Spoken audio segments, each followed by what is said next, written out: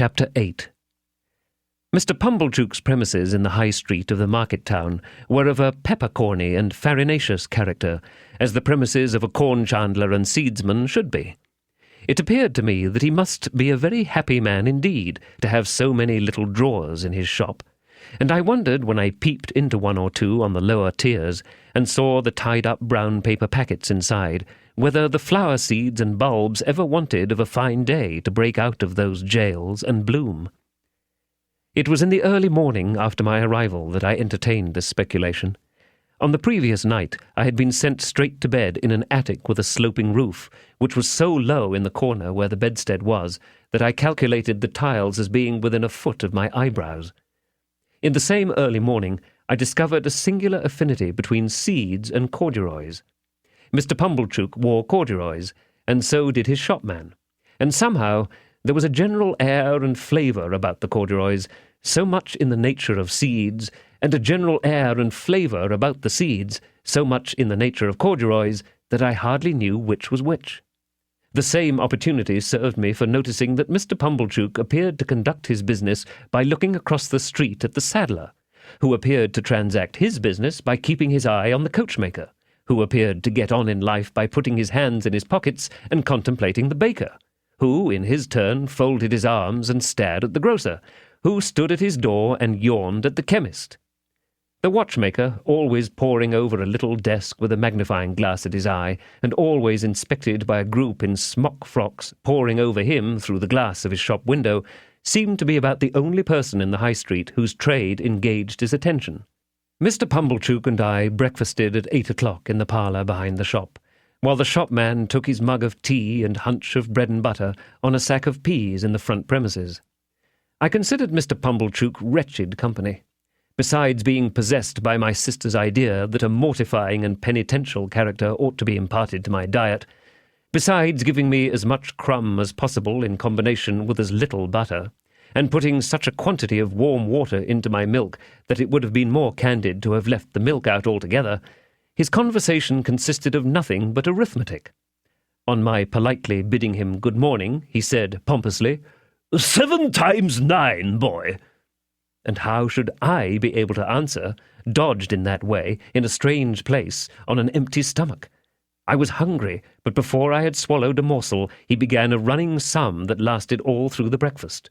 7, and 4, and 8, and 6, and 2, and 10, and so on. And after each figure was disposed of, it was as much as I could do to get a bite or a sup before the next came, while he sat at his ease guessing nothing and eating bacon and hot roll, in, if I may be allowed the expression, a gorging and gormandizing manner. For such reasons I was very glad when 10 o'clock came and we started for Miss Havisham's, though I was not at all at my ease regarding the manner in which I should acquit myself under that lady's roof. Within a quarter of an hour we came to Miss Havisham's house, which was of old brick and dismal and had a great many iron bars to it. Some of the windows had been walled up. Of those that remained, all the lower were rustily barred. There was a courtyard in front, and that was barred. So we had to wait, after ringing the bell, until someone should come to open it. While we waited at the gate, I peeped in. Even then Mr. Pumblechook said, "And 14?"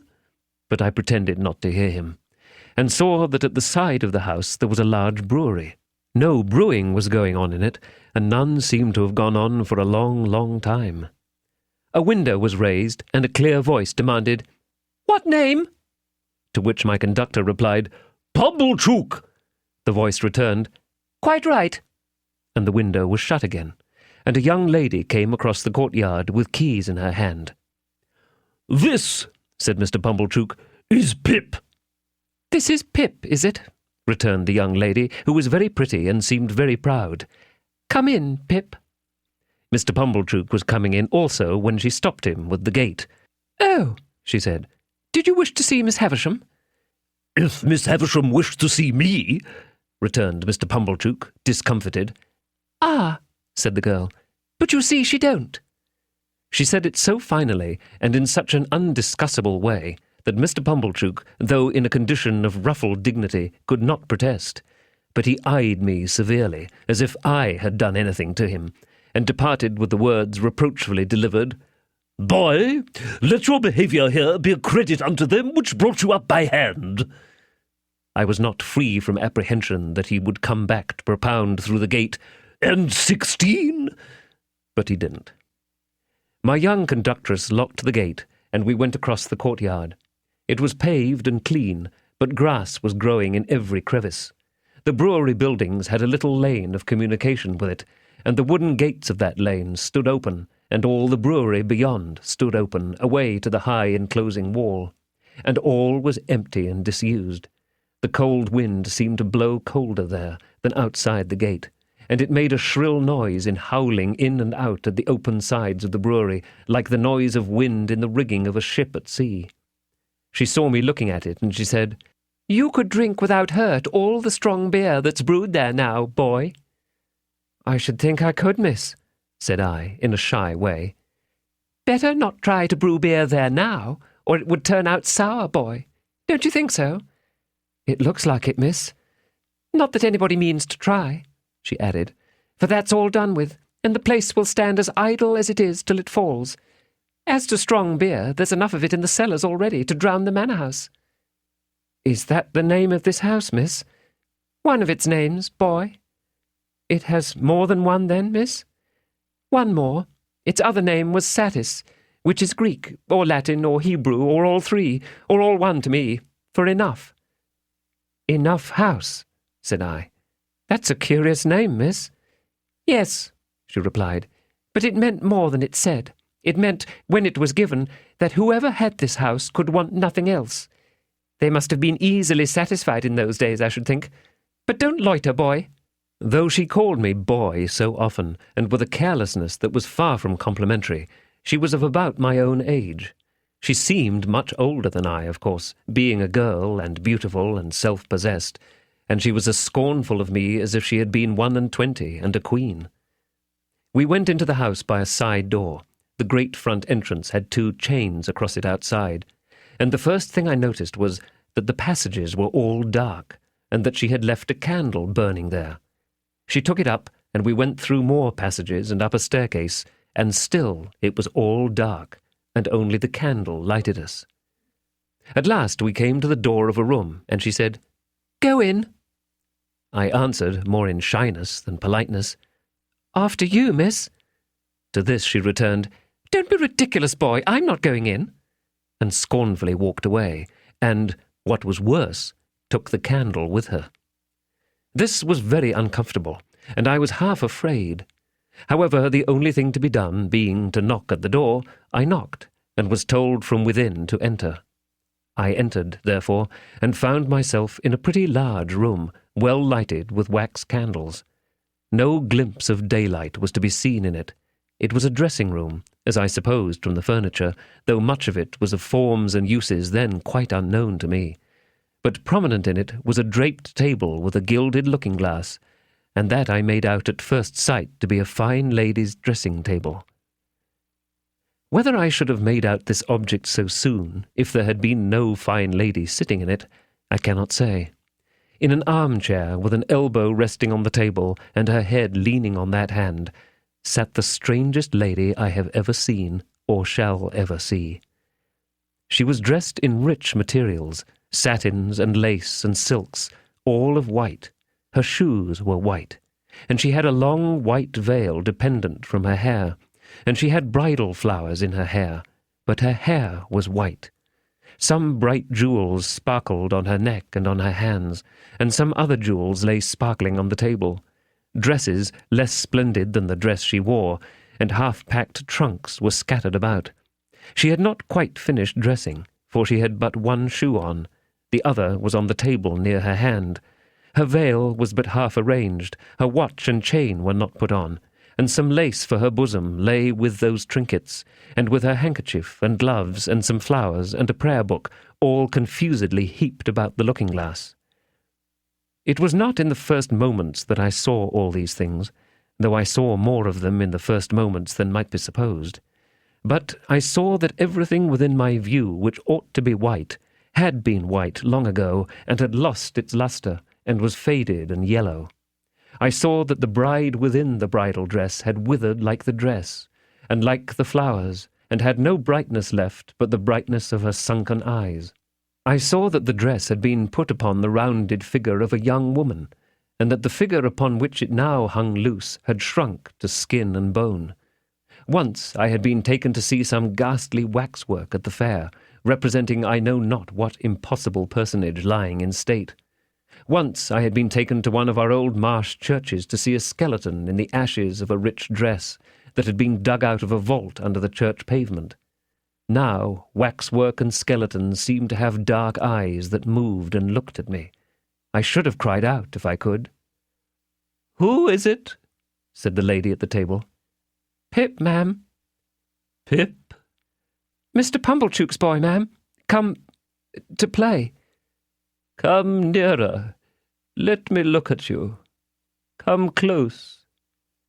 It was when I stood before her, avoiding her eyes, that I took note of the surrounding objects in detail, and saw that her watch had stopped at 20 minutes to 9, and that a clock in the room had stopped at 20 minutes to 9. "Look at me," said Miss Havisham. "You are not afraid of a woman who has never seen the sun since you were born?" I regret to state that I was not afraid of telling the enormous lie comprehended in the answer, "No." "Do you know what I touch here?" she said, laying her hands one upon the other on her left side. "Yes, ma'am." It made me think of the young man. "What do I touch?" "Your heart." "Broken." She uttered the word with an eager look, and with strong emphasis, and with a weird smile that had a kind of boast in it. Afterwards she kept her hands there for a little while, and slowly took them away as if they were heavy. "I am tired," said Miss Havisham. "I want diversion, and I have done with men and women.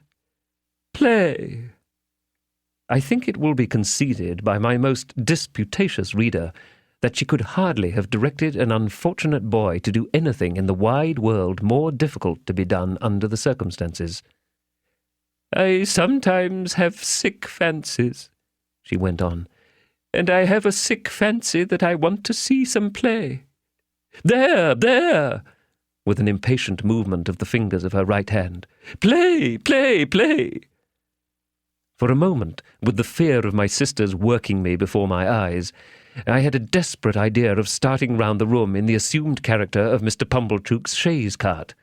But I felt myself so unequal to the performance that I gave it up and stood looking at Miss Havisham in what I suppose she took for a dogged manner, inasmuch as she said, when we had taken a good look at each other, "Are you sullen and obstinate?"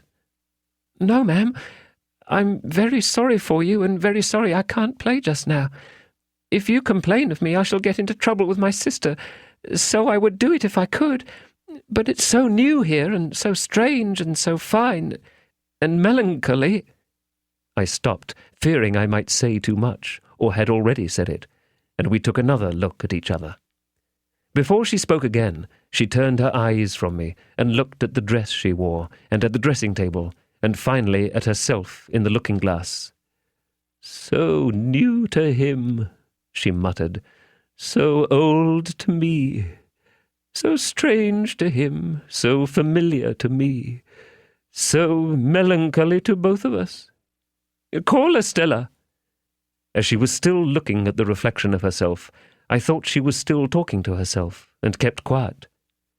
"Call Estella," she repeated, flashing a look at me. "You can do that. Call Estella at the door." To stand in the dark in a mysterious passage of an unknown house, bawling Estella to a scornful young lady neither visible nor responsive, and feeling it a dreadful liberty so to roar out her name, was almost as bad as playing to order. But she answered at last, and her light came along the long, dark passage like a star. Miss Havisham beckoned her to come close, and took up a jewel from the table, and tried its effect upon her fair young bosom, and against her pretty brown hair. "Your own one day, my dear, and you will use it well. Let me see you play cards with this boy." "With this boy? Why, he is a common labouring boy." I thought I overheard Miss Havisham answer, only it seemed so unlikely. "Well, you can break his heart," What do you play, boy? Asked Estella of myself, with the greatest disdain. Nothing but beggar my neighbour, miss. Beggar him, said Miss Havisham to Estella. So we sat down to cards. It was then I began to understand that everything in the room had stopped, like the watch and the clock, a long time ago. I noticed that Miss Havisham put down the jewel exactly on the spot from which she had taken it up. As Estella dealt the cards, I glanced at the dressing-table again, and saw that the shoe upon it, once white, now yellow, had never been worn. I glanced down at the foot from which the shoe was absent, and saw that the silk stocking on it, once white, now yellow, had been trodden ragged. Without this arrest of everything, this standing still of all the pale, decayed objects, not even the withered bridal dress on the collapsed form could have looked so like grave clothes, or the long veil so like a shroud. So she sat, corpse-like, as we played at cards, the frillings and trimmings on her bridal dress looking like earthy paper. I knew nothing then of the discoveries that are occasionally made of bodies buried in ancient times, which fall to powder in the moment of being distinctly seen.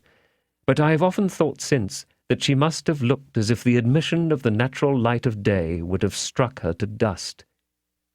"He calls the knaves jacks, this boy," said Estella with disdain, before our first game was out. "And what coarse hands he has, and what thick boots!" I had never thought of being ashamed of my hands before, but I began to consider them a very indifferent pair. Her contempt was so strong that it became infectious, and I caught it. She won the game, and I dealt. I misdealt, as was only natural, when I knew she was lying in wait for me to do wrong, and she denounced me for a stupid, clumsy, labouring boy. "You say nothing of her," remarked Miss Havisham to me as she looked on. "She says many hard things of you, but you say nothing of her. What do you think of her?" I don't like to say," I stammered. "Tell me in my ear," said Miss Havisham, bending down. "I think she is very proud," I replied in a whisper. "Anything else?" "I think she is very pretty." "Anything else?" "I think she is very insulting." She was looking at me then with a look of supreme aversion. "Anything else?" "I think I should like to go home." "And never see her again, though she is so pretty?" "I'm not sure that I shouldn't like to see her again, but I should like to go home now." "You shall go soon," said Miss Havisham aloud. "Play the game out." Saving for the one weird smile at first, I should have felt almost sure that Miss Havisham's face could not smile. It had dropped into a watchful and brooding expression, most likely when all the things about her had become transfixed, and it looked as if nothing could ever lift it up again. Her chest had dropped, so that she stooped, and her voice had dropped, so that she spoke low, and with a dead lull upon her. Altogether, she had the appearance of having dropped, body and soul, within and without, under the weight of a crushing blow. I played the game to an end with Estella, and she beggared me. She threw the cards down on the table when she had won them all, as if she despised them for having been one of me. "When shall I have you here again?" said Miss Havisham. "Let me think." I was beginning to remind her that today was Wednesday, when she checked me with her former impatient movement of the fingers of her right hand. There, I know nothing of days of the week. I know nothing of weeks of the year. Come again after 6 days. You hear?" "Yes, ma'am." "Estella, take him down. Let him have something to eat, and let him roam and look about him while he eats. Go, Pip." I followed the candle down, as I had followed the candle up, and she stood it in the place where we had found it. Until she opened the side entrance, I had fancied, without thinking about it, that it must necessarily be night-time. The rush of the daylight quite confounded me, and made me feel as if I had been in the candlelight of the strange room many hours. "You are to wait here, you boy," said Estella, and disappeared and closed the door. I took the opportunity of being alone in the courtyard to look at my coarse hands and my common boots. My opinion of those accessories was not favourable. They had never troubled me before, but they troubled me now, as vulgar appendages. I determined to ask Joe why he had ever taught me to call those picture cards jacks, which ought to be called knaves. I wished Joe had been rather more genteelly brought up, and then should I have been so too. She came back with some bread and meat and a little mug of beer.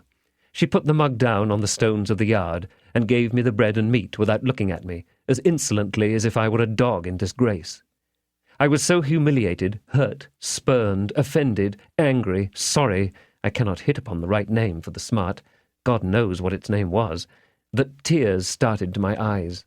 The moment they sprang there, the girl looked at me with a quick delight in having been the cause of them. This gave me power to keep them back and to look at her. So she gave a contemptuous toss, but with a sense, I thought, of having made too sure that I was so wounded, and left me. But when she was gone, I looked about me for a place to hide my face in, and got behind one of the gates in the brewery lane, and leaned my sleeve against the wall there, and leaned my forehead on it, and cried. As I cried, I kicked the wall, and took a hard twist at my hair. So bitter were my feelings, and so sharp was the smart without a name, that needed counteraction. My sister's bringing up had made me sensitive. In the little world in which children have their existence, whosoever brings them up, there is nothing so finely perceived and so finely felt as injustice. It may be only small injustice that the child can be exposed to, but the child is small, and its world is small, and its rocking horse stands as many hands high, according to scale, as a big-boned Irish hunter. Within myself I had sustained from my babyhood a perpetual conflict with injustice. I had known from the time when I could speak that my sister, in her capricious and violent coercion, was unjust to me.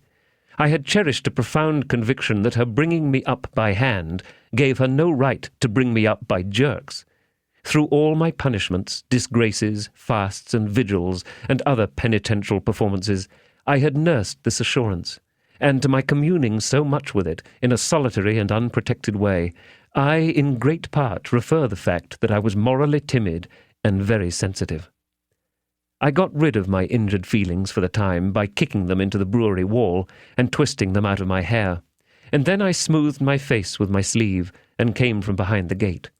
The bread and meat were acceptable, and the beer was warming and tingling, and I was soon in spirits to look about me. To be sure, it was a deserted place, down to the pigeon house in the brewery yard, which had been blown crooked on its pole by some high wind, and would have made the pigeons think themselves at sea if there had been any pigeons there to be rocked by it. But there were no pigeons in the dovecote, no horses in the stable, no pigs in the sty, no malt in the storehouse, no smells of grains and beer in the copper or the vat. All the uses and scents of the brewery might have evaporated with its last reek of smoke. In a bar-yard there was a wilderness of empty casks, which had a certain sour remembrance of better days lingering about them, but it was too sour to be accepted as a sample of the beer that was gone, and in this respect I remember those recluses as being like most others. Behind the furthest end of the brewery was a rank garden with an old wall, not so high but that I could struggle up and hold on long enough to look over it, and see that the rank garden was the garden of the house, and that it was overgrown with tangled weeds, but that there was a track upon the green and yellow paths, as if someone sometimes walked there, and that Estella was walking away from me even then. But she seemed to be everywhere, for when I yielded to the temptation presented by the casks and began to walk on them, I saw her walking on them at the end of the yard of casks. She had her back towards me and held her pretty brown hair spread out in her two hands, and never looked round, and passed out of my view directly. So in the brewery itself, by which I mean the large paved lofty place in which they used to make the beer, and where the brewing utensils still were. When I first went into it, and rather oppressed by its gloom, stood near the door looking about me, I saw her pass among the extinguished fires, and ascend some light iron stairs, and go out by a gallery high overhead, as if she were going out into the sky. It was in this place, and at this moment, that a strange thing happened to my fancy. I thought it a strange thing then, and I thought it a stranger thing long afterwards. I turned my eyes, a little dimmed by looking up at the frosty light, towards a great wooden beam in a low nook of the building near me on my right hand, and I saw a figure hanging there by the neck, a figure all in yellow white, with but one shoe to the feet, and it hung so that I could see that the faded trimmings of the dress were like earthy paper, and that the face was Miss Havisham's, with a movement going over the whole countenance as if she were trying to call to me. In the terror of seeing the figure, and in the terror of being certain that it had not been there a moment before, I at first ran from it, and then ran towards it, and my terror was greatest of all when I found no figure there. Nothing less than the frosty light of the cheerful sky, the sight of people passing beyond the bars of the courtyard gate, and the reviving influence of the rest of the bread and meat and beer would have brought me round. Even with those aids I might not have come to myself as soon as I did, but that I saw Estella approaching with the keys to let me out. She would have some fair reason for looking down on me, I thought, if she saw me frightened, and she should have no fair reason. She gave me a triumphant glance in passing me, as if she rejoiced that my hands were so coarse and my boots were so thick, and she opened the gate and stood holding it. I was passing out without looking at her when she touched me with a taunting hand. "Why don't you cry?" "Because I don't want to." "You do," said she. "You have been crying till you are half blind, and you are near crying again now." She laughed contemptuously, pushed me out, and locked the gate upon me. I went straight to Mr. Pumblechook's, and was immensely relieved to find him not at home.